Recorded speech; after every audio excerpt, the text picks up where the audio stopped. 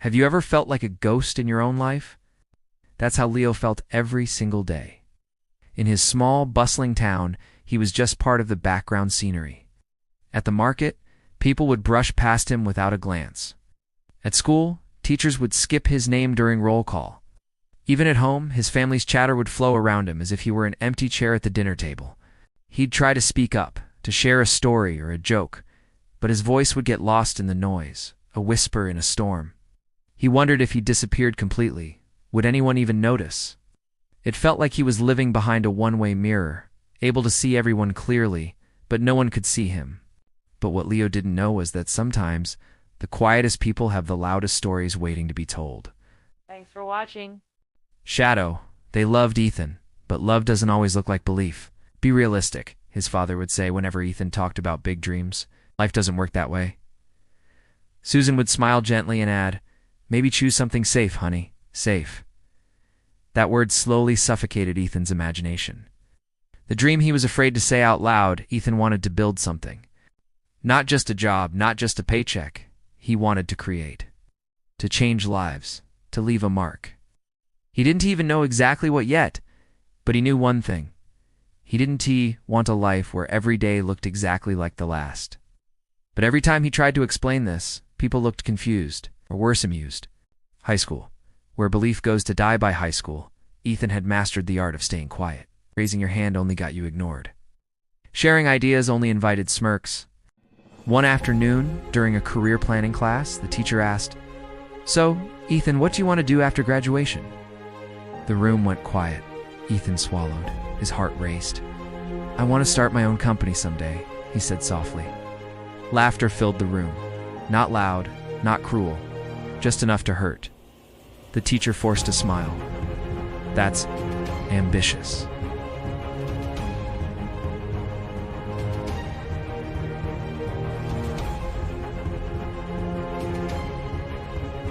He watched interviews of entrepreneurs, people who came from nothing, people who failed, fell, and rose again. They all had something in common. No one believed in them at first.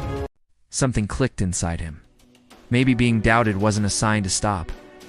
Maybe it was proof that he was walking a different path. The first step nobody saw Ethan started small. Really small. He learned skills online, free courses, late-night tutorials, endless trial and error, marketing, coding basics, business fundamentals, no applause, no encouragement, no one noticed. And yet he kept going. While others slept, Ethan studied. While others partied, Ethan practiced. While others complained, Ethan prepared. Not because he was confident, but because quitting felt worse than failing. Failure comes early at 19. Ethan launched his first online project. It failed. Hard. No customers, no traction, no money. Have you ever felt like you're the only one who believes in your own dream? Ethan knew that feeling all too well. When he hit a major setback, his dad just sighed, saying, "I told you so." His mom gave him a hug and said, "It's okay. At least you tried. At least you tried." To Ethan, those words felt like a death sentence for his dream. Something inside him just wouldn't quit. Believing in yourself is one thing, but believing in yourself when nobody else does, that's a whole different battle. Every night, doubt crept in. What if they're right?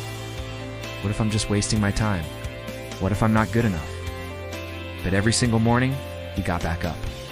Not because he was fearless, but because the thought of living a life he didn't choose was far scarier. That refusal is the loneliest, but also the most powerful kind of strength. Thanks for watching. Rejected, broke, and almost done, failure doesn't knock politely. It crashes through the door. For Ethan Carter, failure became a regular visitor showing up uninvited, staying too long, and leaving scars behind. After his first project collapsed, reality hit harder than ever. Savings, gone confidence, shaken support. Non-existent, yet life didn't slow down to give him space to breathe. Bills kept coming.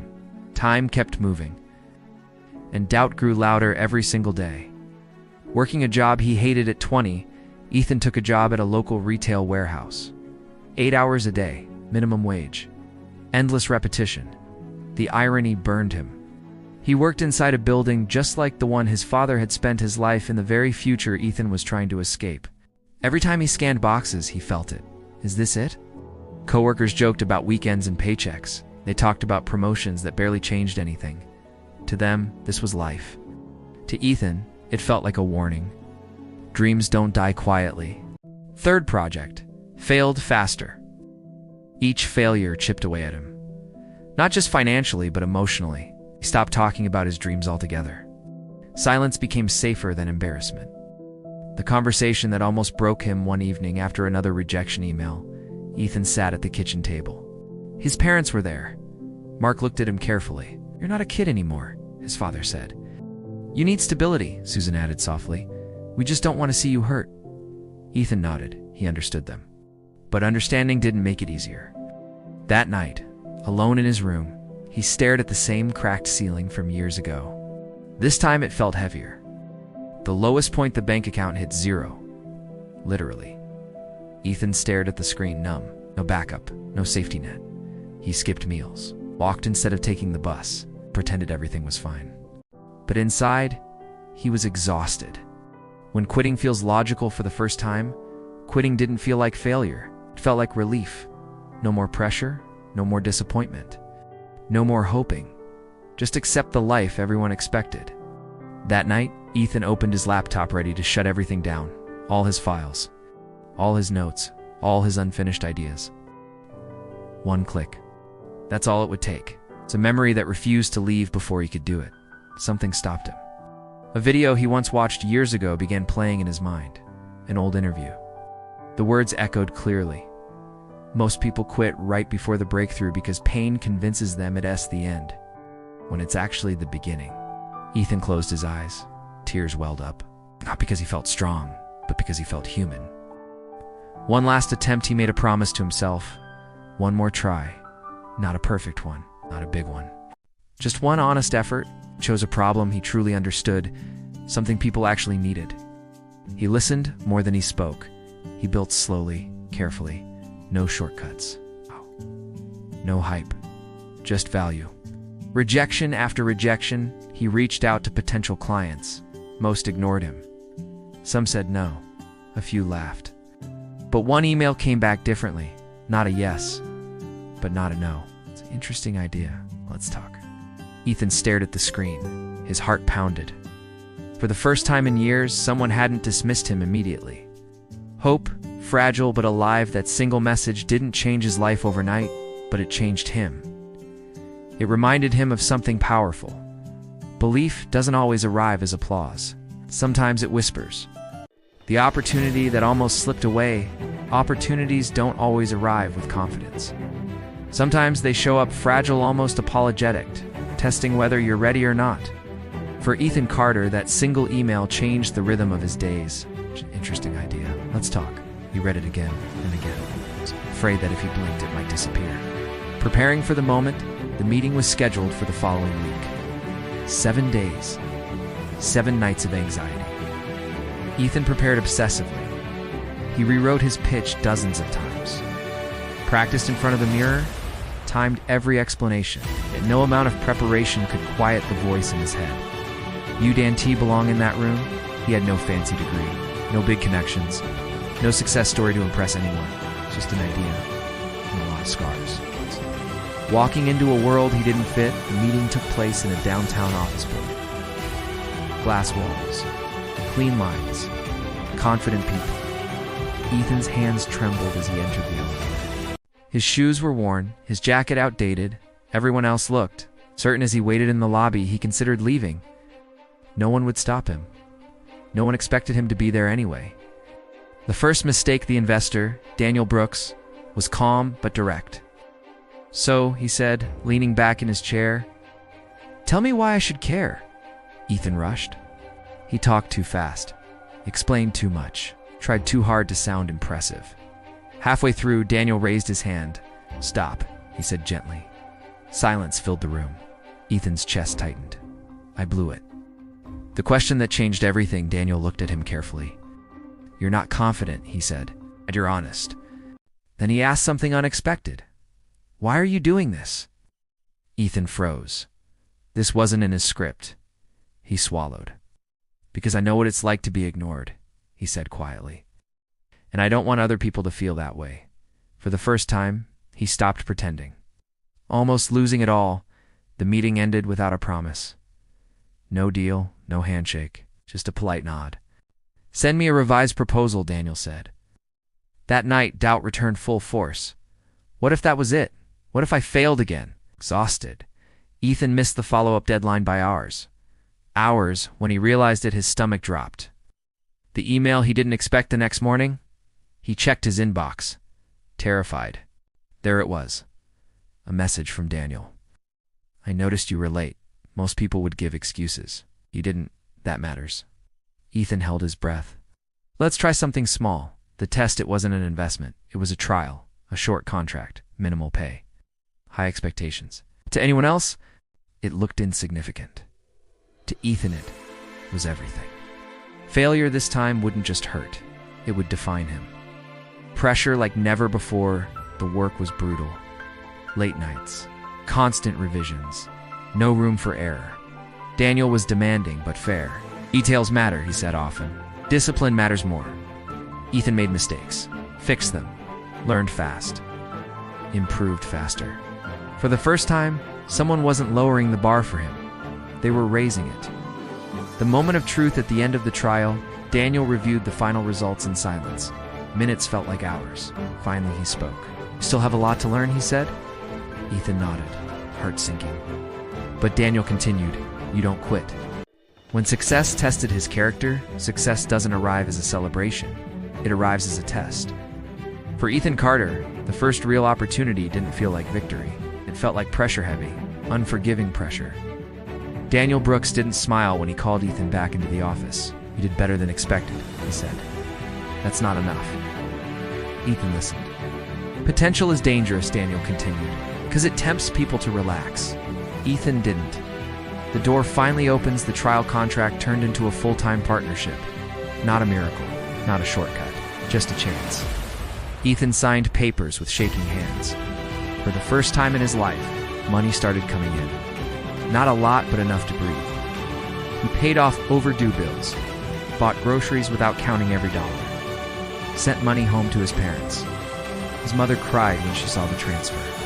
His father said nothing, but the silence felt different now. New world, new enemies. Success changes how people look at you. Some become proud. Some become curious. Some become uncomfortable. Coworkers who once ignored Ethan now asked for advice. Old classmates sent congratulations messages wrapped in jealousy. And then there were others. People who smiled, but watched closely, waiting. The first temptation with growth came shortcuts. A client suggested something questionable. "Everyone does it," they said. "It's how you scale fast." Ethan hesitated. This was the kind of move that could triple profits. No one would know. No one would get hurt. At least, that's what they said. That night, Ethan couldn't sleep. He remembered his father's exhausted face, his mother's quiet worry, the boy who was laughed at in class. If he crossed this line, would he still recognize himself? Choosing the hard way again the next morning, Ethan declined the offer. The client walked away. So did a large chunk of potential revenue. Daniel didn't congratulate him. He just nodded. "Good," he said. The weight of leadership as the company grew. People depended on Ethan. Employees, clients, partners. Every mistake now affected others. Ethan worked harder than ever, not because he was afraid of failure, but because he knew what it felt like to be forgotten. He refused to forget others. When the past comes back one evening, Ethan ran into his old high school teacher. The same one who had laughed politely years ago. "I heard you're doing well," the teacher said, surprised. Ethan smiled. "I'm still learning," he replied. That was true. Success hadn't healed all wounds. It had revealed them. The quiet conversation with his father late one night, Mark Carter called. "I didn't know how to believe in things I never had," his father said slowly. Ethan closed his eyes. "I know," he replied. That was enough. Success isn't the end. Ethan stood alone in his office, looking out over the city lights. What he once prayed for, but he understood something now. Success wasn't proof that everyone else was wrong. It was proof that he stayed true when it mattered most. The moment they finally believed, belief comes late. Almost always too late. When people finally believe in you, they forget how long you had to believe alone. Ethan Carter knew this now. The storm before recognition, the company was doing well, but not safely. Growth had stretched them thin. Competition was aggressive. One major contract held everything together, and then the contract was pulled. No warning, no explanation. In a single morning, everything Ethan had built stood on the edge. Employees waited for answers. Partners watched closely. Investors calculated exits. This wasn't the kind of failure that hurt pride. This was the kind that destroyed lives. The old fear returns that night. Ethan sat alone in his office. The city outside looked exactly like it had the first day he walked in. Different man. Same doubt. What if this is where it ends? The boy from the warehouse. The student no one expected anything from. He was back. Or so it felt. A decision only leaders make. Ethan gathered the team the next morning. No excuses. No false optimism. This is bad, he said honestly. But we're not running. He cut his own salary. Sold personal assets. Kept everyone employed. Some told him he was reckless. Called it responsibility. Building without applause again, they rebuilt slowly. Smaller clients, smarter systems, better values. No headlines, no hype. Just work. Just belief. The same belief that carried Ethan when no one was watching. The call that changed everything months later? A call came. A national platform had noticed their consistency. Not their marketing, not their numbers, their integrity. The contract they offered was larger than anything before. Ethan didn't celebrate. He breathed. When the world finally notices, media stories followed. They called it. Ethan smiled politely. He had waited years for this moment, and yet it felt quiet. At an industry conference, Ethan was invited to speak. Standing on stage, lights in his eyes, he saw faces filled with admiration. People leaned forward now. The words that closed the circle, Ethan paused before speaking, and he said, "There was a time when no one believed in me. Not because I lacked ability, but because belief is rare." The room was silent. "I'm not here because I was the smartest. I'm here because I didn't leave when it hurt." Applause followed. But Ethan wasn't listening to that. The people who finally believed his father sat in the audience, clapping. His mother cried quietly. Old classmates sent messages. "We always knew you'd make it." Ethan didn't correct them. He understood something now. Belief doesn't need to be proven. It needs to be chosen. The final truth that night, Ethan stood alone again, this time, on a balcony overlooking the city. The same city that once ignored him. He smiled, not with pride, with peace. Because success didn't make him special. Perseverance did.